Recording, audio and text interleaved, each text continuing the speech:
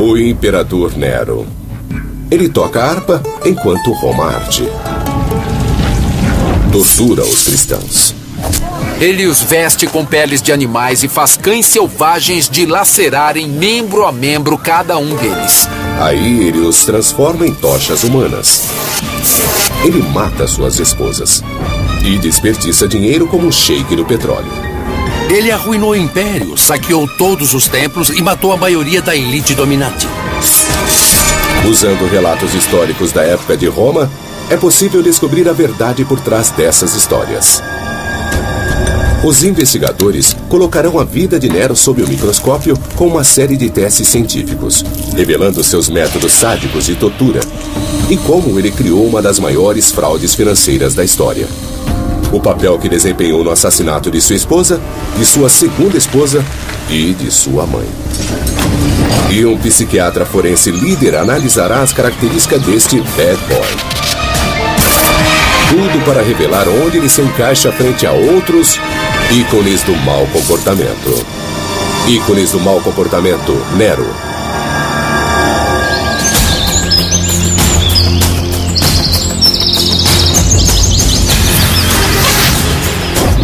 O Imperador Nero dominou Roma por apenas 13 anos.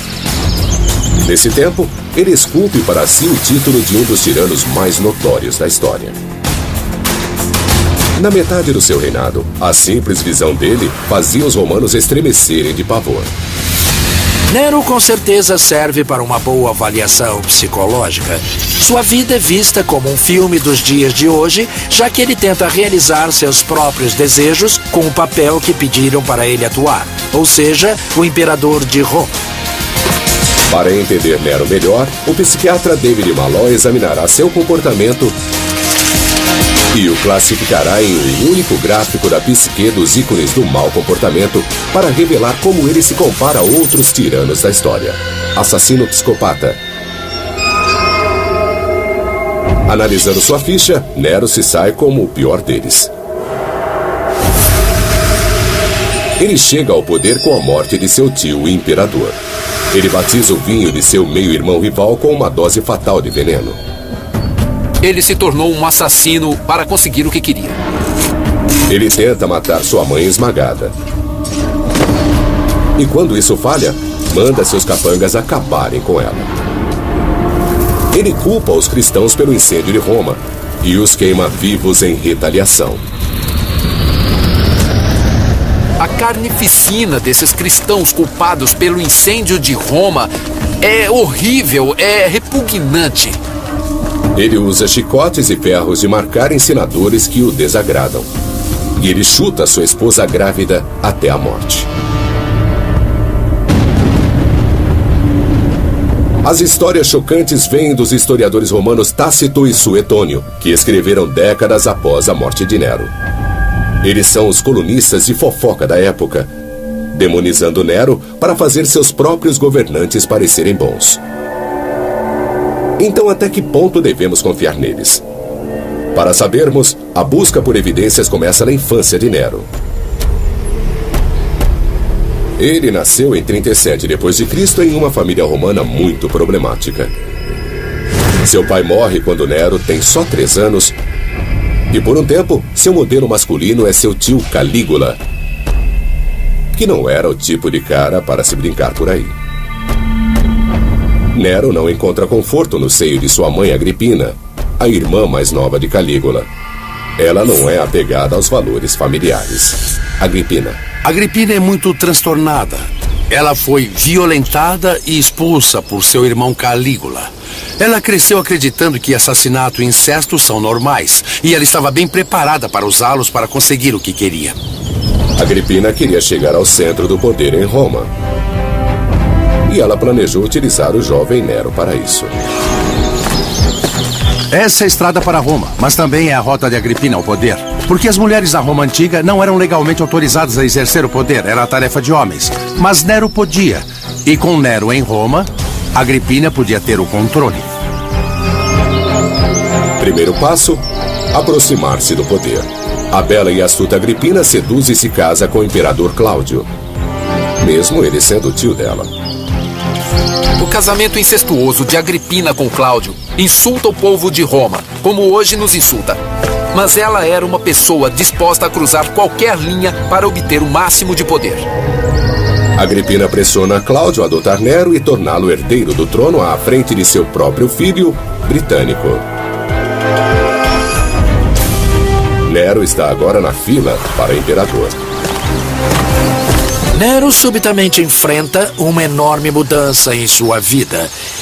Ele está na fila de se tornar imperador de Roma, algo para o qual nunca foi treinado, ao qual ele não está preparado e psicologicamente não está tão claro o que ele quer. Ele é tirado neste papel como um fantoche de Agripina, sua mãe. Segundo as fontes, Agripina é impaciente por poder.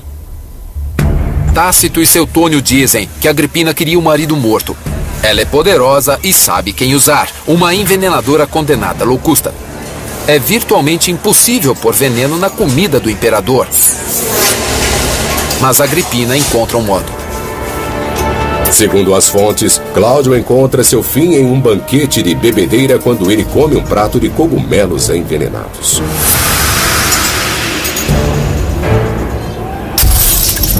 Com Cláudio fora do caminho, Nero é coroado imperador.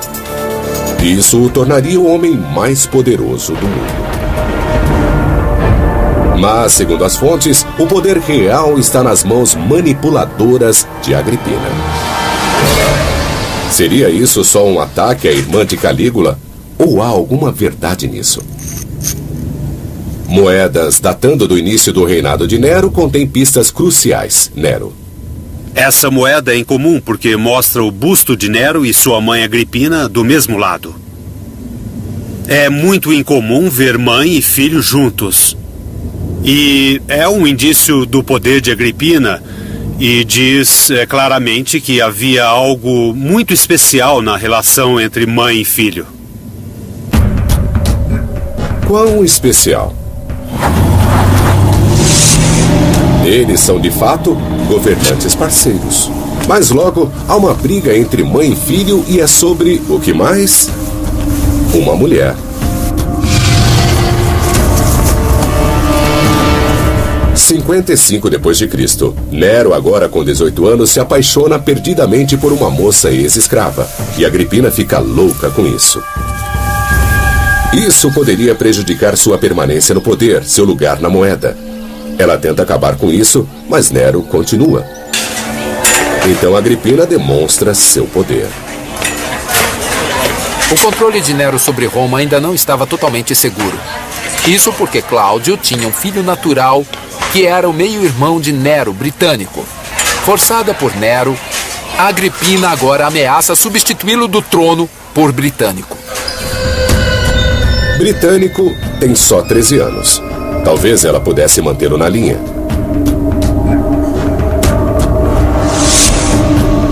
Mas antes que ela possa desertar Nero e transferir a sua lealdade, o jovem britânico vira um copo de vinho. Passa mal, com convulsões violentas, e morre espumando pela boca. Tudo parece meio suspeito. Nero afirma rápido que pode ter sido um ataque epilético. Afinal, epilepsia era comum na família. O tio Calígula sempre tinha ataques. Mas Suetônio não concorda. Ele acusa Nero de homicídio. Nero poderia envenenar Britânico e sair ileso? Cuidado, produtos químicos perigosos. É uma pergunta para um toxicologista.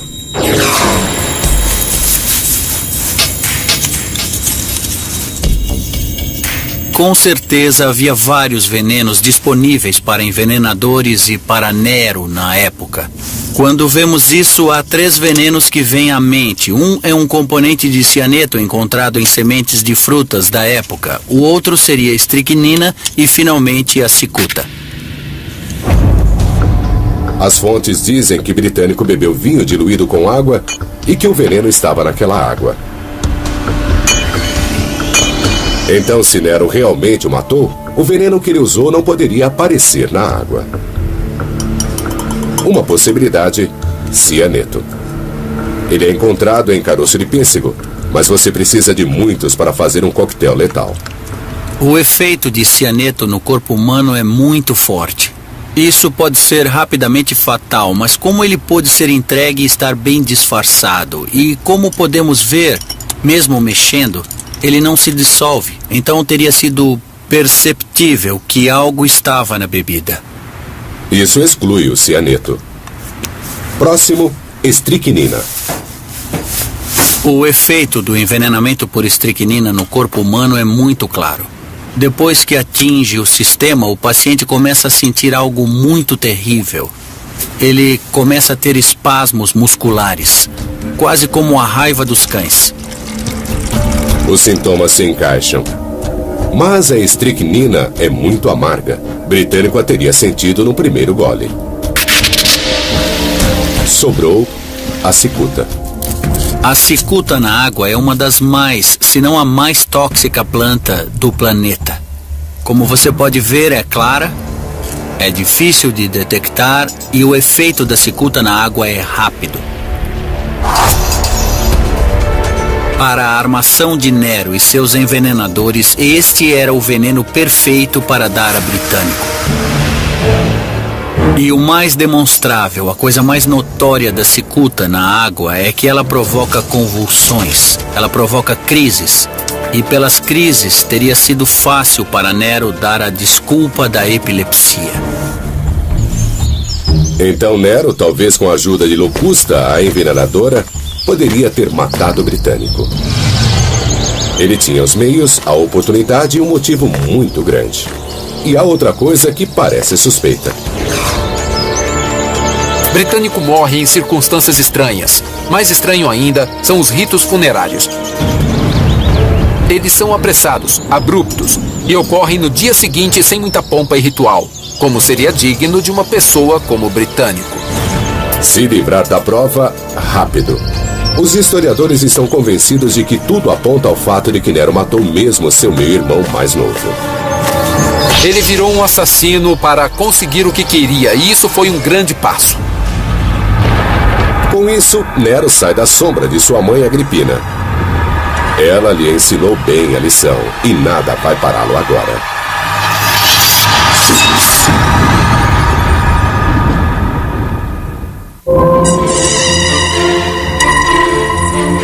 Em 59 d.C., 5 anos de seu governo, e o imperador Nero, com 25 anos, toma uma decisão importante até mesmo para ele. Ele vai matar sua mãe.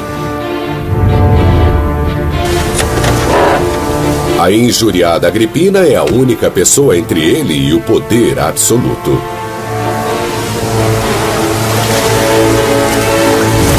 Ele não pode simplesmente matá-la a sangue frio. Isso seria demais, mesmo para o imperador romano. O historiador Darius Aria veio visitar o local do crime. Ele tinha que ficar acima de qualquer suspeita. As fontes dizem que ele fez parecer um acidente. De acordo com o historiador Suetônio, Nero planeja matar sua mãe com uma armadilha, fazendo parecer um acidente. Deveria acontecer aqui, na Baía de Nápoles. Nero convida sua mãe de Roma para a festa de Minerva, é a desculpa perfeita. E ele a recebe com muita festa quando ela chega na Baía. E a coloca num barco, uma navegação feita só para que ela visse as festas. Este barco é especial porque é modificado. Parece uma história tirada de um filme de James Bond. A história diz que o barco está equipado com um dossel pesado que deve cair sobre Agripina, matando-a esmagada. Mas soltar o dossel na hora certa exigiria um mecanismo de liberação. E uma equipe de rebeldes com medo de Nero que ficassem de boca calada. Mesmo com ajuda especializada, Nero conseguiria fazer isso? O engenheiro Paul Swayze e o historiador Robert Mason querem descobrir se a tecnologia romana da época poderia de fato ter produzido uma engenhoca assim. Essa seria uma boa comparação a uma barcaça real do período de Nero. Toda a sociedade romana se baseava na hierarquia. E o lugar mais importante na hierarquia era o sofá. Certo. Onde você se reclina assim. E sobre sua cabeça haveria esse belo do céu. Então só o que ele precisa é cair na cabeça dela. E acabou tudo. E esta aqui é a cena do crime. Usando o mastro como um apoio, um dossel controlado por pesos poderia ser levantado bem acima da cabeça de Agripina. O único problema seria como soltar o peso. Os romanos trabalham bem com metal. Eram famosos por criarem sistemas de liberação como esse. Aqui está o meu peso pendurado no gancho. Aqui está o meu ponto de contato, conectado a um laço passando pelo nariz. Esse arco levemente negativo segura o nosso laço em posição e é controlado do alto. Uma criança poderia soltar milhares de quilos assim. O que você desenhou é uma forma muito usada pelos romanos para soltar uma catapulta. Ah, certo. Então... Excelente. Então vamos nessa. Vamos lá.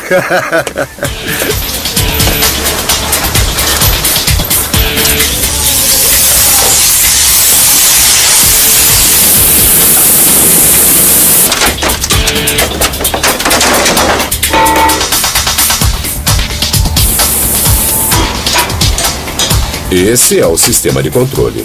Agora, o dossel.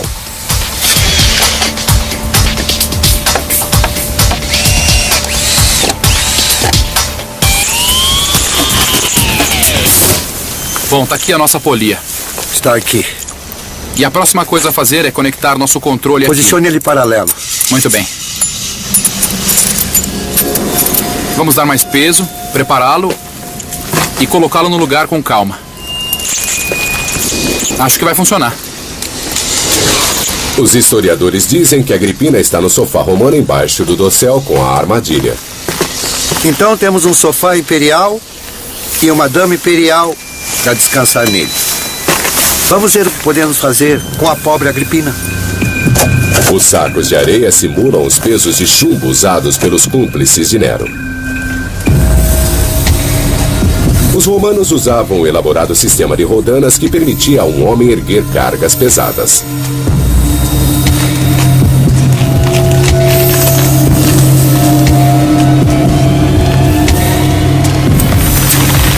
É hora do show.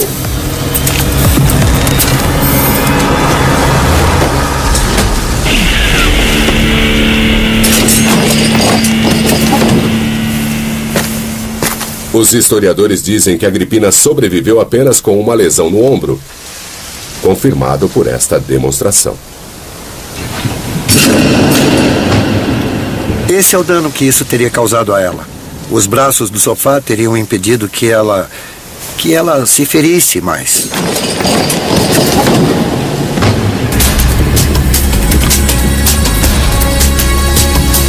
De acordo com o historiador Tácito, Agripina ferida nada até a praia e foge para a segurança de sua casa. Tácito diz que ela junta as peças e percebe que é Nero que está por trás da tentativa de homicídio. Mas ela decide tentar reverter a situação enviando uma mensagem a Nero, dizendo que achava que a queda do dossel não tinha sido nada além de um acidente. Nero não estava esperando por essa resposta. Quando o mensageiro de Agripina chega e diz que houve um acidente, Nero tem de reagir rapidamente. Segundo as fontes, Nero tinha um pensamento rápido. Ele pega uma espada, joga aos pés do mensageiro que foi enviado por Agripina e diz que Agripina enviou o mensageiro para matá-lo. Nero tinha a desculpa que estava procurando: uma tentativa de homicídio de sua mãe. Qualquer coisa que ele fizesse agora seria considerado um ato de autodefesa. É uma jogada brilhante. Ele sai do papel de vilão para o de vítima. Nero envia sua guarda pretoriana até a casa de Agripina para terminar o serviço. Agripina coloca a mão sobre o estômago e diz aos guardas que a atinjam no ventre que deu vida a seu assassino. E eles fazem isso. E ela morre.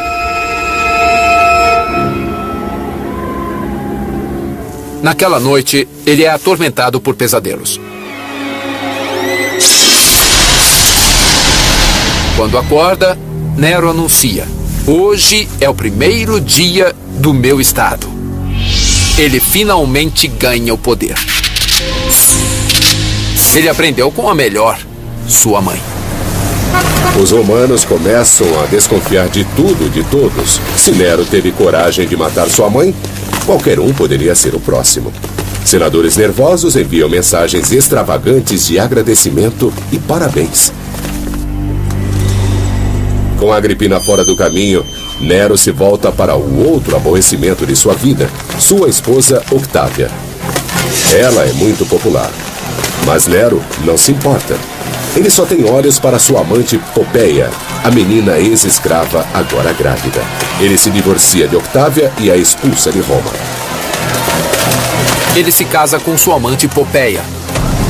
É um modo de romper seu laço final com sua mãe Agripina. A reação do público é de indignação. Eles vão para as ruas, se revoltam. O povo quer seu conto de fadas. Nero cometeu um erro fatal de relações públicas. É como se Charles se divorciasse de Diana por Camila. Nero decide que Octávia precisa ser mais que divorciada, precisa morrer. Ele manda seus guardas para explicar-lhe como é que vai ser. Ela pode tirar sua própria vida, ou eles vão fazer isso por ela. Os guardas retornam a Roma com a cabeça decepada de Octávia. Com isso, Nero passa a não se preocupar com o que o público pensa. Nero agora estava pronto para ser o homem que sempre quis ser. E de acordo com Suetônio, esse homem era um poeta, um ator e um músico.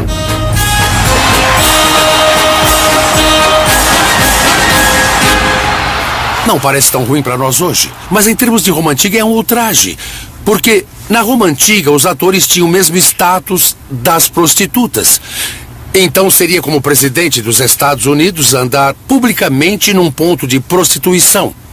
Os romanos respeitáveis não costumavam fazer isso. E o que isso nos diz sobre o estado mental de Nero? Nero agora torna-se imperador de Roma. Mas além de apenas o poder, aquilo que ele alcança agora é o palco que ele sempre quis. Ele agora tem a base para poder realizar o seu sonho de todas as pessoas o amarem. Ele agora é literalmente o centro de atenção do mundo. O desejo de Nero por atenção vai além do controle. Bem quando uma catástrofe histórica atinge Roma.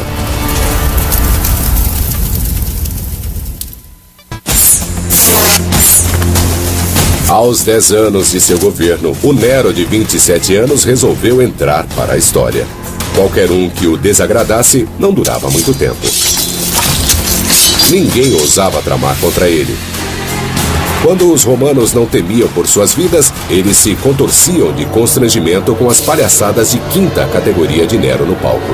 A análise psicológica sugere que Nero não pode ajudar a si mesmo. Nero agora se torna viciado em público. Ele está totalmente viciado em bajulação. Toda aquela adulação não bastava. Isso é parte da patologia de sua personalidade. Mostra que, no fundo, ele precisa daquele amor contínuo da multidão. Ele se tornou uma estrela de rock, de plantão 24 horas por dia. O cenário está agora pronto para o papel de Nero em um evento terrível. O grande incêndio de Roma.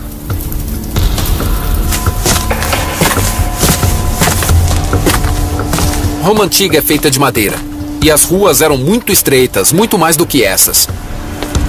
O fogo pode ir de um prédio a outro com facilidade. A história diz que as fogueiras se espalhavam muito rapidamente. O incêndio de Nero é o mais destrutivo que já atingiu Roma. Metade de Roma foi totalmente queimada até o chão. Nero toca violino enquanto Roma arde. É um mito que o persegue pela história. Mas não era um violino. Era uma lira, um antigo instrumento de cordas. E Nero não estava em um concerto. As fontes até nos dizem que música ele tocou. Era um lamento pela queda de Troia. E, na verdade, isso nos diz muita coisa. Nos diz que ele deve ter tocado enquanto Roma ardia, mas não pelas razões que nós supomos. Vamos refletir. Ele é um artista, então, quando confrontado com esta cidade grande e gloriosa, queimando até o chão, ele deve ter se inspirado a pegar a sua lira e cantar um lamento para aquela outra grande cidade condenada de Troia. Isso é visto como o início da queda de Nero para a loucura. Mas ele não fez isso porque estava louco. Ele não se vangloria da morte de Roma. Ele está sofrendo até o fundo de sua alma. E é exatamente disso que as fofocas falam. Ele é um desastre de relações públicas. E tudo porque Nero não percebe como aquilo vai perturbar as pessoas que não o compreendem.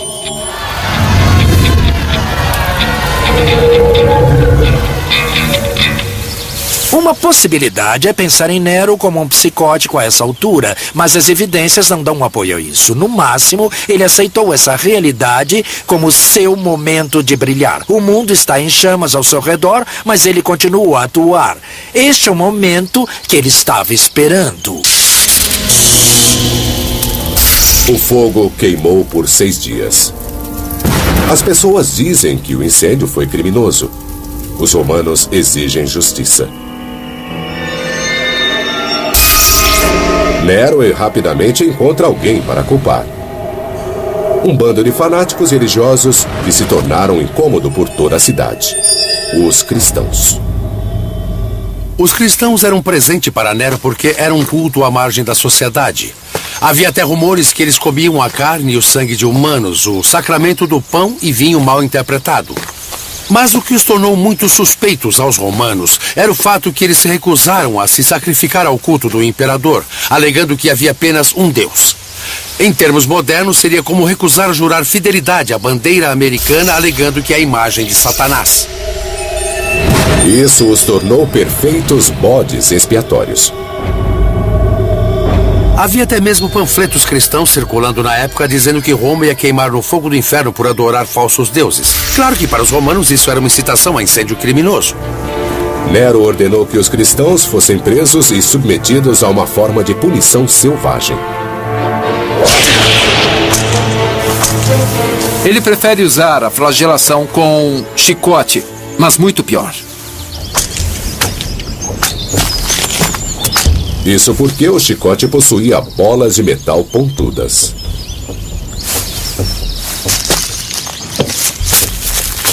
Nós vamos usar este pedaço de carne de porco para simular o que aconteceria. Lembre-se que a pele do porco é muito mais grossa e resistente do que a pele humana é.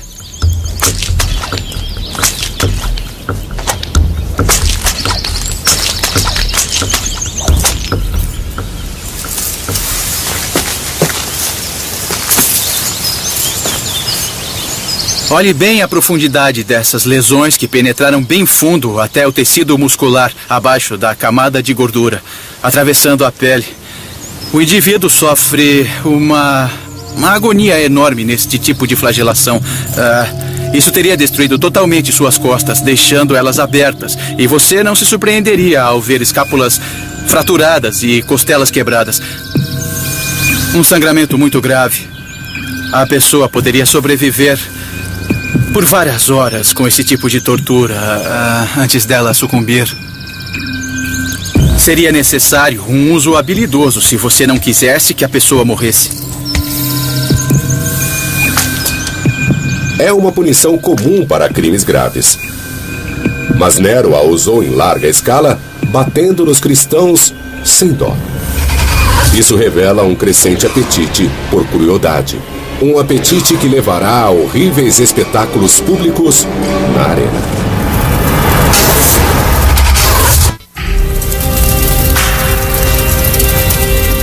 Um incêndio destrói quase toda Roma. Nero acredita que é intencional e culpa os cristãos emergentes. As represálias são selvagens. Os romanos estão acostumados a derramamento de sangue na arena. Mas o que faz Nero aos cristãos é excessivo. Ele os veste com peles de animais e faz cães selvagens dilacerarem membro a membro cada um deles.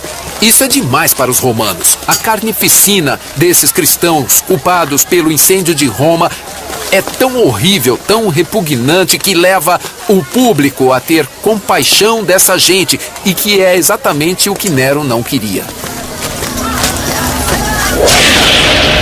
Mas Nero não se importa mais com a opinião pública e as atrocidades pioram. À noite, ele põe os cristãos amarrados a estacas revestidas com breu, coloca fogo e os transformam em tochas humanas.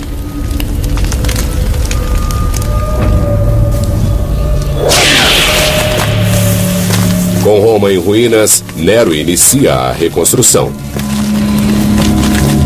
Mas suas prioridades não combinam com as dos romanos desabrigados.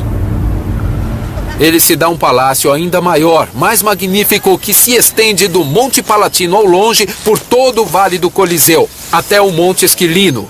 Isso é iluminado pela sua Domus Áurea, muito famosa pelo tom dourado que tinha, nos telhados, nas paredes, em toda parte. Esse não é o jeito de conquistar os romanos. Ele modernizou sua cidade, mas agora ele pegou um grande pedaço para si. Seu senso de direito é semelhante ao pior dos excessos de Wall Street. Nero ama a si mesmo. Ele adora que as pessoas o amem. Mas ele não é psicótico. Ele não é louco. Não há nenhuma prova que ele esteja alucinado ou delirante. Ele continua a ser muito pleno e a ter uma meta. Mas essas metas são todas dirigidas a fazê-lo parecer melhor. Mas não há evidências de que esse homem seja psicótico. Enquanto metade da cidade passa fome, Nero constrói um palácio. Mas enfrenta um obstáculo. Ele está ficando sem dinheiro. Mas isso não ia detê-lo. Nero tem um plano. A moeda corrente da economia romana é o denário. Moeda forte, porque é 100% de prata garantida.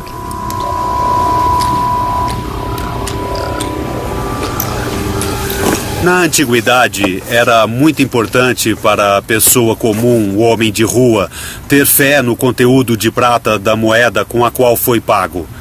Fosse ele um soldado romano, fosse um senador ou fosse ele só um operário agrícola. Os historiadores dizem que Nero arruma um jeito de multiplicar os denários. Ele força os cunhadores de moeda a diluir o teor de prata.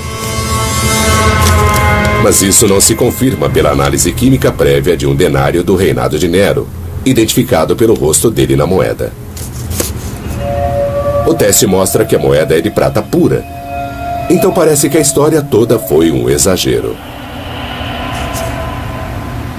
Mas o Dr. Matthews Poynting decidiu cavar mais fundo, literalmente, e ter a ousadia de perfurar o interior de uma dessas moedas preciosas. A análise poderá nos dizer o quanto de cobre foi adicionado por Nero para baratear a moeda de prata, porque foi tirada de dentro da moeda, pulando algumas camadas superficiais que tiveram seu conteúdo de prata enriquecido antes do golpe. Uma amostra de dentro da moeda é passada por um espectrômetro de absorção atômica para medir o teor de prata. Nós estamos obtendo um dado de 170 partes por milhão nessa amostra.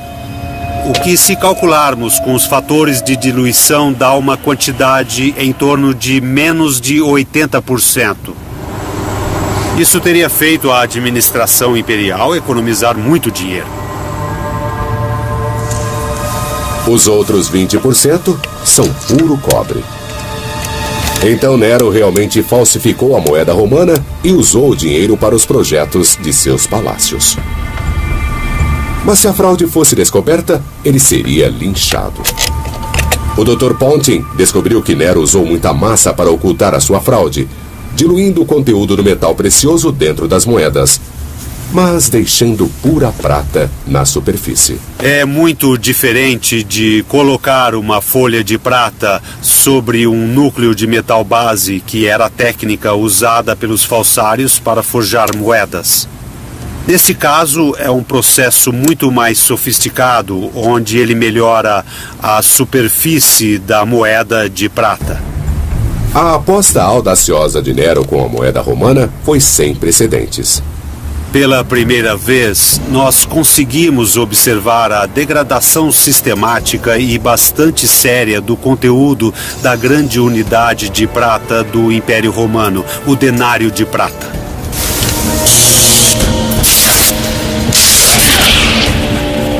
Nero agora está completamente fora de controle. Um grupo de senadores se reúne para tramar uma tentativa de assassinato. Esta é a Cúria. Este é o ponto de encontro dos senadores. E eles têm uma conspiração. Eles estão discutindo a remoção do imperador. Eles querem o fim dele, querem matá-lo. Mas Nero está a fim de lutar. Nero está pronto para contra-atacar. Foi preparado por sua mãe para se defender. E faz isso de forma tão brutal, tão rápida, que ele sai vitorioso. Eles enfrentam a ira de Nero.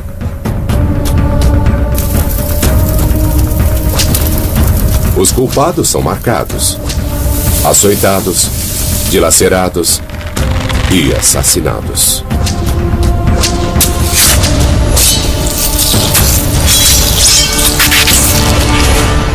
Ninguém está a salvo perto de Nero, nem mesmo sua nova esposa. Estamos numa parte do Palácio de Nero no Monte Palatino. Uma noite, Nero chega em casa e tem uma briga com sua esposa. Popéia está grávida de seu segundo filho e se queixa amargamente que Nero está passando muito tempo nos jogos. Muitas corridas. E num ataque de raiva, Nero reage. Nero a chuta até a morte, matando não só ela, mas a criança também.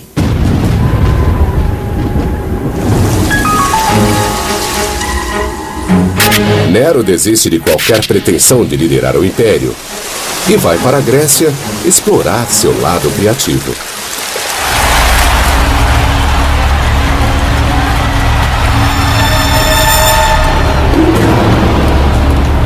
As competições artísticas são uma grande coisa na Grécia Antiga e Nero entra de coração nelas. Não é de surpreender que ele ganha todos os prêmios. Ele recebeu prêmios de competições que nem sequer participou. E Suetônio diz que ele ganhou 1.808 prêmios. Seriam 5 prêmios por dia durante um ano inteiro. Parece meio inacreditável para mim. Nero retorna para um acerto de contas cruel. A rebelião está no ar. O Senado romano passa uma resolução declarando que ele é um inimigo do Estado. Sua sorte finalmente acaba.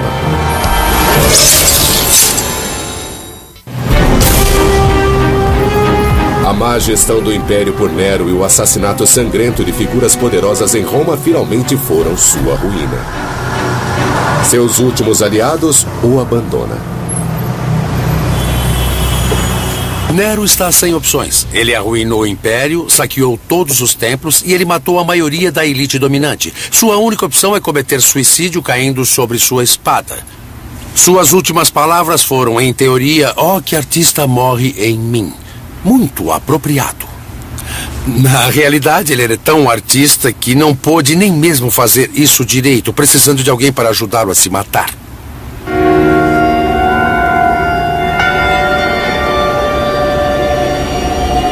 Um escravo liberto ajuda Nero com o golpe final.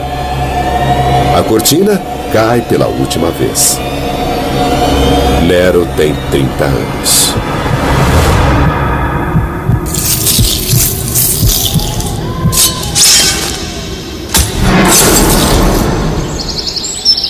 Com a notícia da morte de Nero, há um alívio do público, mas muito rapidamente aquela alegria, aquela celebração se torna raiva. Os romanos não o querem apenas morto. Eles querem tudo o que sobrou dele arrasado.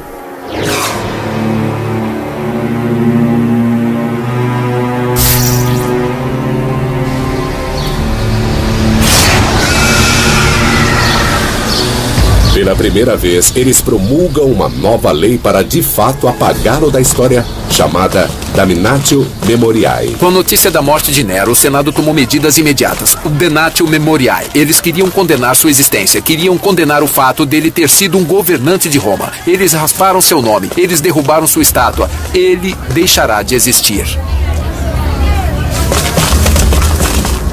Mas quando governantes posteriores quiseram fazer seus antecessores parecerem ruins, eles usaram Nero de exemplo por causa de seus crimes terríveis.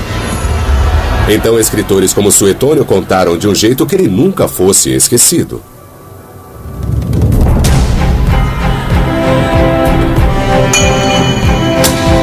Ele envenena seu meio-irmão e manda matar sua mãe.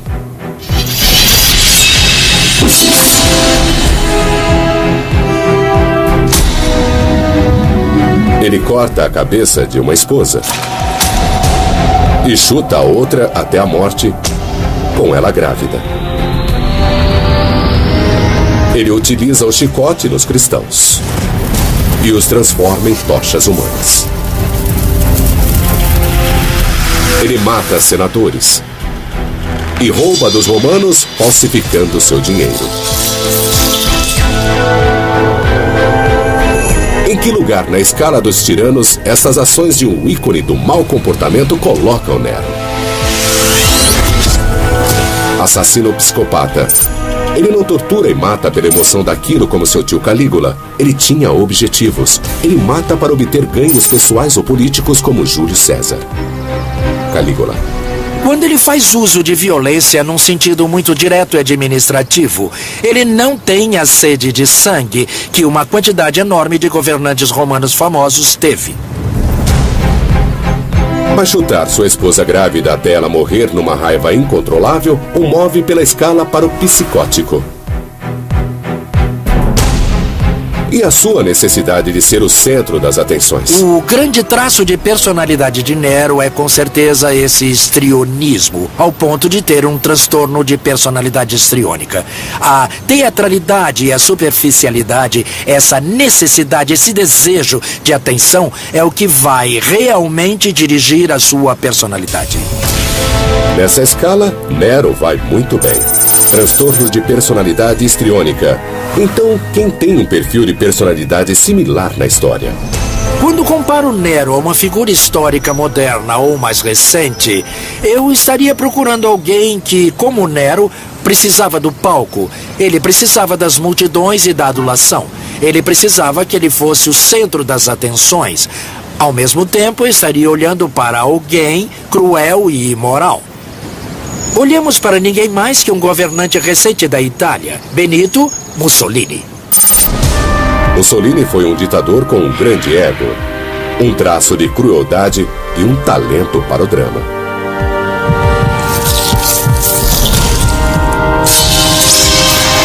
Os romanos celebraram o suicídio de Nero, mas não por muito tempo.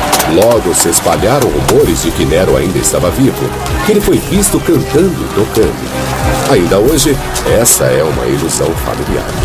Pense no Elvis de hoje. Elvis desaparece. Elvis está morto. Mas há avistamentos. E muita gente com o tempo acredita. E muita gente hoje ainda acredita que ele está vivo. E esse tipo de lenda vive em Nero, de tanto impacto que ele causou na sociedade romana. O maior desejo de Nero era ser lembrado como um grande artista. Não foi assim que aconteceu. Sua mãe perturbada e sua obsessão extrema garantiram que seus 13 anos no poder sejam lembrados não como uma era de ouro das artes, mas como o reinado de um tirano assassino e cruel.